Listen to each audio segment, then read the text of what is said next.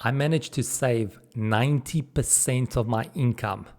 I'm going to tell you the process that I followed, and then I'm going to break down my income and expenses as well. Welcome to Finish First Financially, a channel dedicated to helping millennials and Gen Z to get out of debt and build savings. I'm Goran Radanovic.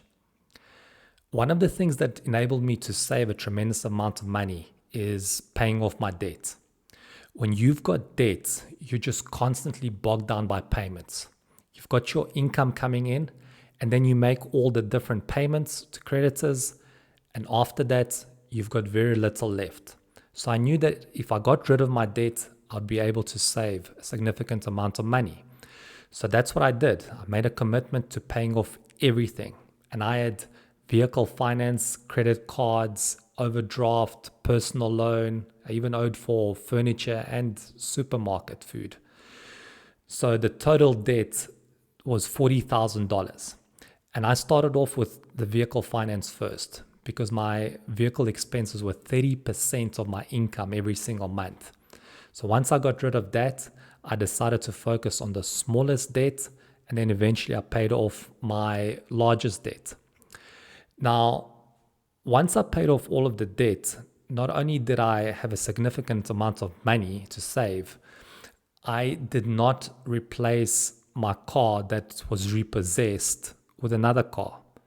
When my car got repossessed, I still owed the vehicle finance balance, and I paid it off.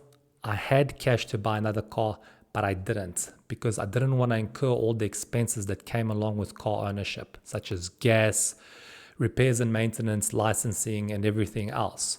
So that enabled me to save a tremendous amount of money, and I used public transport instead. Now, is public transport inconvenient sometimes? Sure.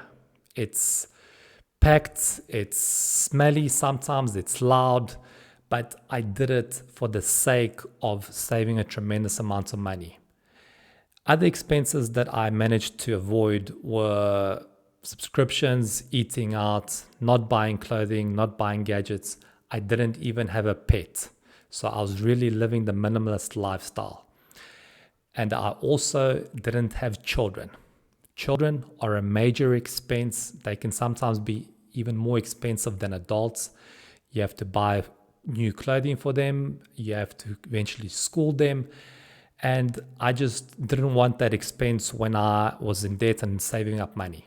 Now, I'm not saying I'm never going to have children just because I want to save money. I eventually will, but not at the moment. That's not my focus. My focus is on saving up as much money as possible. To give you a breakdown of my expenses, I had an income of $5,000 and my expenses were $500.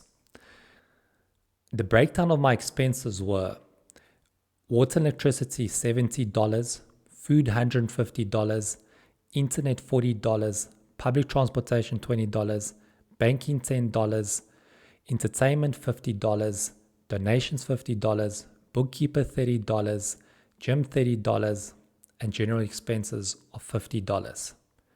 That's total expenses of $500.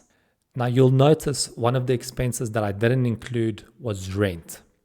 And that's a significant expense for most people. Now, I was fortunate to avoid it, but living in a third world country, even if I had rent expenses, I would have been paying $400 to $500 every single month. So let's add that expense on top of my $500 that I had every single month. That would bring my total to $1,000 of monthly expenses. On a $5,000 income, that means I would still have been saving 80% of my income. I think most of us can agree that that's a significant portion to save every single month. And I did it because I got out of debt, I lived a minimalist lifestyle, I didn't have children, and I avoided all these non-essential expenses. Now, if you'd like to learn how to live the minimalist lifestyle to reduce your expenses and to pay off debt, get in touch with me on finishfirstfinancially@gmail.com. The information will be available in the description box below.